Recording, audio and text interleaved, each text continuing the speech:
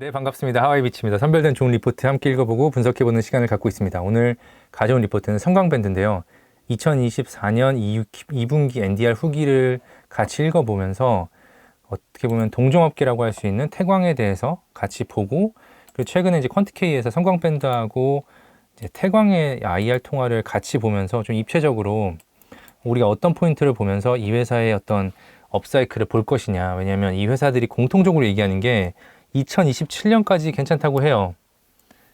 이제 그건 회사 말이니까 이제 그게 이제 분석이 돼야 되고, 우리는 또 어떤 비중이라는 부분, 안심해야 되는 부분, 안전마진이라는 부분이 있으니까 한번 그 부분 같이 체크를 해보겠습니다. 고수익성의 원동력은 재질별, 수주, 단가별 믹스 개선이다. 2분기 실적이 너무 잘 나왔거든요. OPM이 32% 나왔는데 주요 매출 그 원인은 이제 카본이 29%, 비카본이 71%로, 비카본 같은 경우가 이제 스테인리스나 얼로이 제품인데 여기에 그 마진이 5% 정도 높다고 해요. 그래서 5% 포인트겠죠? 5%일 수도 있겠네요. 그래서 이제 비카본 비중이 많이 올라오고 있는 상황이다. 그래서 일회성 요인으로는 13억 환율 효과가 있었고요. 근데 이것만 하더라도 이게 너무 좋거든요. OPM이. 이게 지속될 수 있는지가 제일 중요합니다. 근데 비카본 영역은 보통은 이제 조선이나 해양 쪽에 많이 들어가는 걸로 알고 있습니다. 그래서 아마 이 앞에 하나증권에 우리 이제 위경제연구원님께서 적어 주신 것도 보면 비카본류는 조선 해양업에 공급된다라고 써 있어요. 그래서 이제 그거 말고도 아마 비카본류가 뭐 육상 플랜테드 쪽에도 많이 들어갔을 거라고 봐요. 왜냐면 비카본이 71%나 차지했기 때문인데요.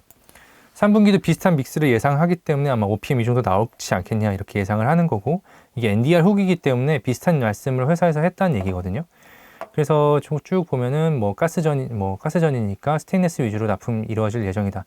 가스전이 그런 경향이 있는 것 같아요. 자프라나 파드힐리라고 하죠. 여기에 이제 스테인리스 위주 납품이 이루어질 예정이다. 이거 되게 긍정적인 포인트예요. 그래서 우리는 일단 좀 안심을 할 수 있죠. OPM이 이 정도 나와주겠구나. 근데 이 OPM이라는 게 2020 과거 호황기 때 나오던 OPM이라서 좀 보수적으로 볼 필요는 있을 것 같아요. 수주 실적을 좀 더 체크해 보면 하반기에는 분기당 700억, 그래서 연간으로 2,500억에서 2,600억, 굉장히 좋은 실적이고요. 수주 실적이고 하반기 더 좋다는 거죠, 이게. 그래서 보시면 이렇게 뭐 이렇게 육상 플랜트들, 그리고 원전도 좀 효과가 있을 거고, 그리고 원전 프로젝트 얘기 좀 했고요. 그래서 요게 중요합니다. 2024년 상반기 전방 산업별 매출 비중은 석유화학 71%, 조선해양 20%, 이 정도인데요. 이 중에서도 한 14%에서 15%가 해양으로 알고 있거든요. 그래서 조선 비중은 그렇게 높지가 않다. 그래서 성광밴드나 태광이 어떤 조선이라는 섹터로 연결짓기에는 조금 더 무리가 있지 않겠냐라는 생각을 합니다. 경쟁 현황 같은 경우는 국내 건설사가 수주하면 거의 90% 이상이 국내 용접용 피팅 업체향 수주 물량이다.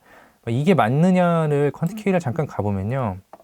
그 예전에 샤인 프로젝트를 수주를 못했던 적이 있어요. 그래서 그때 태광이나 성광밴드가 아예 못했는데, 그때 어떤 일이 있었냐면 중동에서 중국 피팅 업체들을 오픈시켰습니다. 그러면서 국내 발주처 현대 같은 데에서 이제 품질 보증을 하면 중국 거 쓸 수 있다라고 하다 보니까 단가 경쟁 자체가 아예 안 됐다고 해요. 그러다 보니까 못 받았다고 하는데, 여기는 좀 이제 회사의 말인지는 모르겠으나 이제 100% 우리가 어떤 순도를 가지고 있는 건 아닐 수도 있다. 검증을 해야 된다라고 보고 있고요.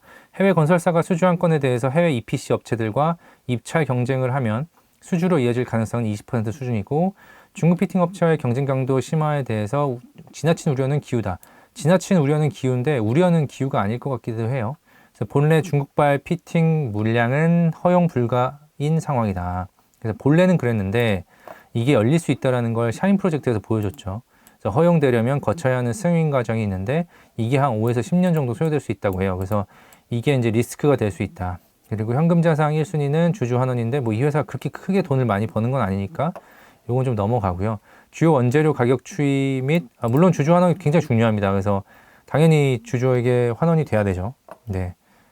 그래서 뭐 주주환원이 적극적으로 이루어졌으면 좋겠고요. 주요 원재료 이 부분은 단기적인 거니까 장기적으로 중기적으로는 볼만한 포인트가 아니다라고 간단하게 말씀을 해주셨습니다. 그래서 태광 같은 경우 넘어가면 탐방노트예요. 이것도. 그래서 이게 8월 29일에 나온 건데 선박을 넘어서 LNG를 노린다 했는데 잘 보셔야 될 거는 이제 이게 선박을 넘어서 LNG를 노린다는 게 LNG 선박인지 LNG 플랜트인지를 봐야 돼요. 그래서 제조하는 피팅 종류만 8만 가지 이상이라고 했는데 이 제목 자체가 저는 태광한테 좋은 소식은 아니라고 생각하거든요. 왜냐면 8만 가지나 있으면 뭐 관리가 쉽지 않겠죠. 그래서 그렇게 좋은 포인트는 아닐 것 같은데, 예, 뭐 엘보, T, 뭐 리듀서 이렇게 얘기를 하는데 뭐 이런 것들입니다. 예, 이런 거 좁아지니까 리듀서라고 하는 것 같아요. 그래서 이런 거 이제 그 피팅류를 만드는 건데 비카본과 카본으로 나뉜다. 그래서 특히 소재에 따른 전방 수요처를 구분할 필요가 있는데 카본류는 일반적으로 정유화학 공급, 그리고 비카본류는 조선해양 쪽으로 하는데 이제 비카본류가 소폭 수익성이 좋다고 해요. 근데 제가 알기로는 한 뭐 2배에서 10배까지도 차이 나는 경우도 있고, 그리고 비카본류는 아까 앞서 말한 것처럼 메리츠에서 이제 가스 쪽에 많이 비중이 있다고 했죠. 그리고 매출 비중은 정유화학 36%, 담수 2.7, 조선향, 이거 해양도 아마 포함한 걸 거예요. 그래서 기타 이렇게 돼 있는데 조선 업황 개선 과정에서 태광 실적도 좋아질 전망이다. 제목은 소제목은 이렇게 적었는데 안에 내용을 보면은 조선 내용이 없고요. 조선 외에도 향후 에너지 수요 증가 과정에서 LNG 플랜트향 피팅 공급 증가 가파를 것으로 기대한다고 언급. 그러니까 이게 뭐 노스필드 사우스도 있고요. 뭐 미국의 이제 수출입 터미널도 있고요. 그러다 보니까 그 육상 플랜트 LNG로 이제 액화시키거나 뭐 이거를 이제 기화시키거나 하는 그 터미널을 말씀을 하시는 것 같아요. 그래서 그게 피팅 공급 수요 증가 가능성이 있다고 판단을 하는 거고, 주요 Q&A도 한번 읽어보시되 뭐 그렇게 뭐 중요한 내용까지는 모르겠습니다. 캐파 쪽이 한 4천억 정도, 지금 2023년에 2,700억 정도 매출했으니까 좀 여유가 있죠. 그래서 잘 보시면 여기도 이 얘기가 나오네요. 과거 조선 사이클 당시 조선해양 매출 비중에서 LNG 비중은 높지 않고, 이게 LNG 선이겠죠. 그래서 해양 플랜트 비중은 25% 이상으로 높았었다. 그러니까 우리는 조선 아니고 해양 플랜트 쪽이 수혜가 높다. 그리고 중동 EPC 비중도 높았다. 그래서 중동 EPC, 그러니까 중동에서 하는 뭐 LNG 수출입 터미널, 그리고 또 뭐 거기에 이제 석유화학 단지, 이런 게 중요하다라고 보면 될 것 같습니다. 요거 봤으니까 이제 성광 뺀다고 태광에 대해서 어느 정도 그 기둥이 잡혔다 그러면 이 내용 보면 술술 읽힐 거예요. 그래서 이제 그 보시면 이렇게 물론 과거 피크 시절 30% 영업이익률 달성할 때 대비해서 아직 갈 길이 멀다고 생각하는데 어떻게 생각하냐 했을 때 하반기에 조금씩 더 개선되는 흐름을 보여줄 것이다라고 했고요. 그리고 성광밴드에서 이제 샤인 프로젝트에 대해서 이렇게 말씀을 해줬고, 하반기에 발주가 본격화될 것이니까 작년 대비 수주는 두 자릿수 성장을 할 수 있을 것으로 본다. 그래서 작년에 하반기에 수주가 굉장히 안 잡혔었어요. 왜냐? 그때 이제 다들 기억하시겠지만 고금리, 이게 뭐 higher for longer라고 해가지고 고금리가 높은 수준을 더 긴 기간 동안 유지할 거라고 봤기 때문에 수주가 굉장히 없었습니다. 이 내용은 태광에서도 마찬가지로 말씀을 하시거든요. 그래서 이제 작년 4분기 요 얘기를 하시고요. 그래서 이제 작년 4분기가 결국 올해 2분기에 실적으로 반영이 됩니다. 한 6개월, 5개월 정도 차이를 두고 반영이 되는데, 그렇기 때문에 2분기에 실적이 별로 안 좋았는데 4분기에 좋을 거라는 그 기대감은 태광이나 성광밴드 다 같은 내용을 말씀을 하고 계시죠.